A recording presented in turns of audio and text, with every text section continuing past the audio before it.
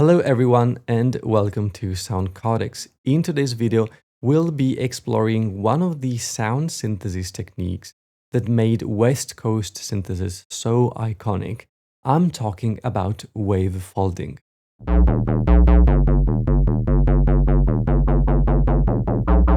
For this tutorial, I'll be using plug data, but the patch is 100% PD vanilla compatible, so no matter what PD flavor you are using. The patch is inspired by an article written by Jatin Chowdhury, not sure about the pronunciation, but he suggests a method to combine wavefolding with saturation and feedback to add non-linearities in the signal path. Before moving on, let's spend a very few words on what wavefolding is. First of all, it is a specific type of wave shaper. Instead of crushing the peaks or limiting them as they reach a threshold, peaks are folded back downwards, and the higher the input signal, the higher the number of harmonics. Wavefolding is renowned to add a lot of harmonic distortion, creating very complex timbres starting from simple tones like sine waves or triangle waveform. That being said, now let's jump into plug data and let's do some patchwork. Okay, so to start off, I'm gonna create an exp tilde object. And inside this object, I'll write the entire formula for our wavefolding algorithm. Before doing so, let's write some comments. So $V1 will be our input signal. Then $V2 will be the delayed signal. The paper mentions a one sample delay in the feedback loop, so $V2 is precisely that signal. And then we have two float numbers. We have $F3, which is the feedback amount. And last but not least, $F4, which is our gain factor. In the exp object, we type $V1, which is our input signal, that will be added with $F3 multiplied by $V2. So what we are saying here is take our input signal and add it to our delayed signal multiplied by the feedback amount. Now let's add some parentheses here. I want my delayed signal to be processed with an hyperbolic tangent function, the same function used to create saturation.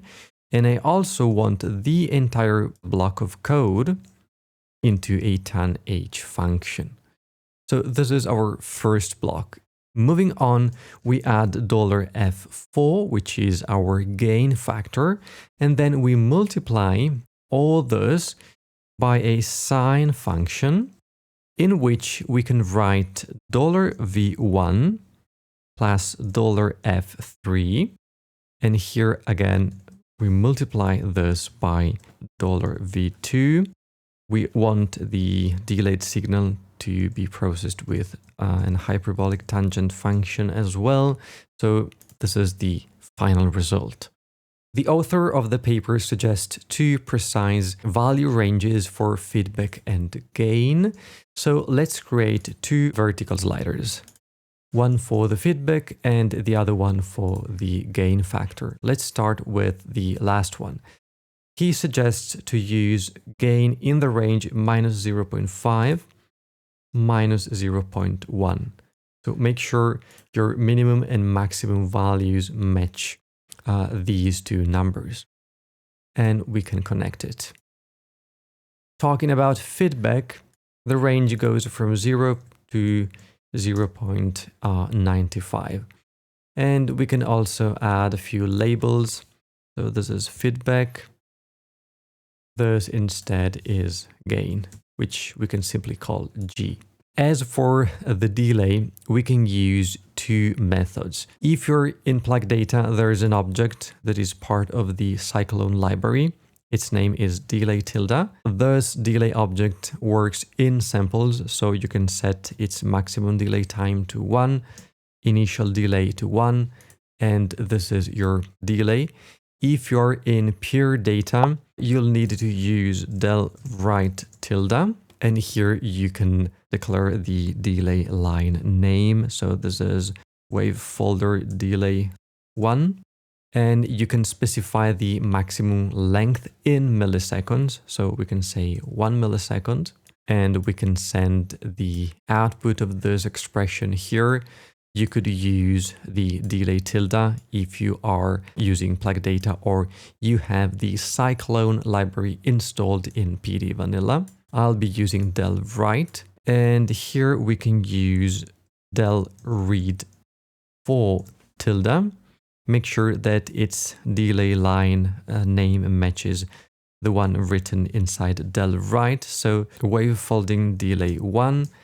If we are running our PD patch in 48 kilohertz, one sample is precisely 1 divided by sample rate. We create a message, we send it to a division, 48,000, which is my sample rate, and I send it in here.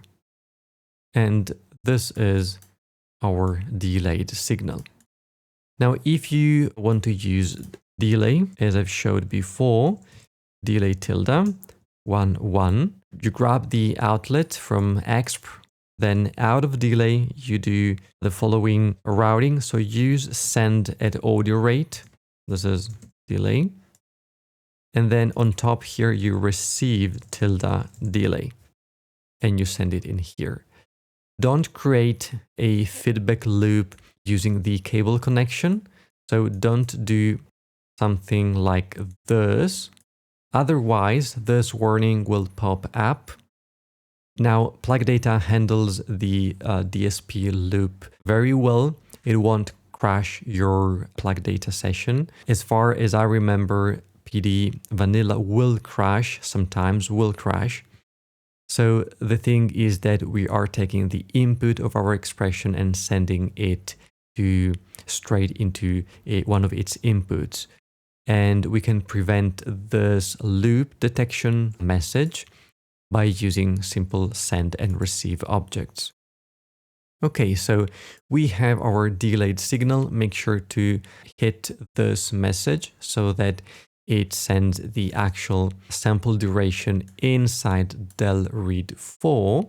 And then we can take an oscillator at a low frequency and feed it in here. This is our input signal. Now we can use output tilde, or you can just use DAC tilde, and we can send the expression output here. Now, if we turn on the volume and we tweak some sliders, you won't hear much of a difference. The reason is we needed to boost the input signal. So here we add multiplication at audio rate, and I want a dedicated slider that we can rename. This is input gain, and I want my input gain from 1 to 30.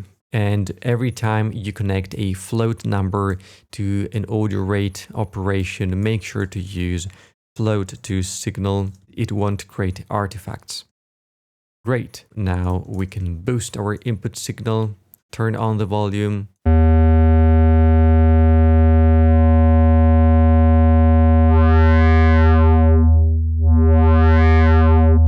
Great, it's working.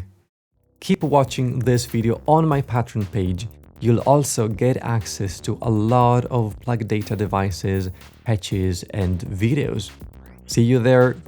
Bye bye.